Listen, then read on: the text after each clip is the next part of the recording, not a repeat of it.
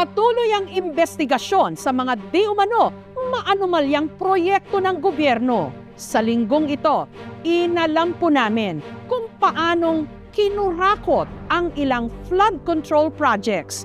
Meron din po kaming mga tinutukang proyekto sa Visayas at Mindanao.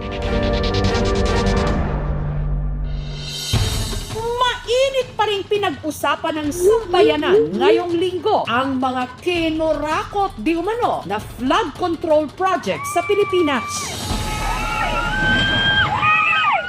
Hindi lang bilyones, kundi trilyones ang ibinulsa ng mga tiwali. 8 to 10% para sa mga opisyal ng DPWH. May extrang 2 to 3% pa na parte ang District Engineering Office. Meron pa ngayon tinatawag na parking fee na aabot sa 5 to 6% ng pondo na ibinibigay